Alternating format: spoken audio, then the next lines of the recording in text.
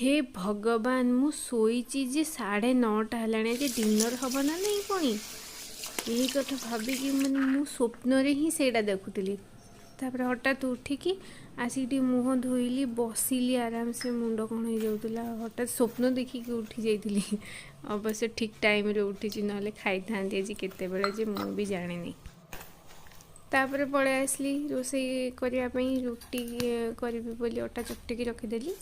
तापर एपटे कौन कली ना से जो सकाळे बुट खाई से बुट को ही सीझा बसईदेली तापर आसिगली तार मसला प्रिपेरेसन करने पियाज को काटिदेली अदा रसुण को टिके हेमदस्तार ही छेचिकी रखीदी कहीं ताकू ग्राइंडिंग कलिनी सब मु ग्राइंडिंग करेनि टिके गोटा मसला छेचा मसला ही मत भल लगे तापर ये तरकारी करने कड़े नहीं गली से सोरिष तेल मु प्रायतः सोरिष तेल ही यूज करे रिफाइंड तेल बिल्कुल भी यूज करेनि आउ से सोरिष तेल ही फास्ट से जो कटा पियाज ताको पकईदेली तापर अदा रसुण जो छेचिकी रखीदी से पकईली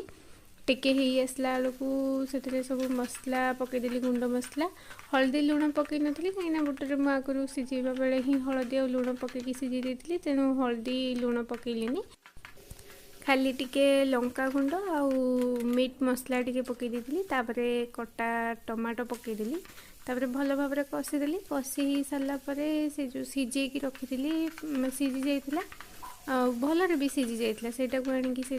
देकी तरकारी रेडी करदेली फाड़ बुट जोटा डाली बुट से तरकारी ठारू ये जो कला चना तरकारी भी ताको कहती यहाँ भी बहुत बढ़िया लगे मत तो ये कला चनार तरकारी बहुत बढ़िया लगे आउ ये जो गोटा गोटा मसला थाए सेटा पकेले ही आहरी टेस्टी लगी थाए बास्ना तो बहुत बढ़िया आसला और बहुत भी बढ़िया होता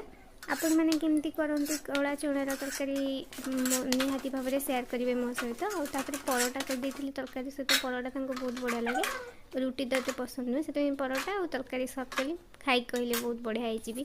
वीडियो भल लगी लाइक कमेंट और शेयर करेंगे।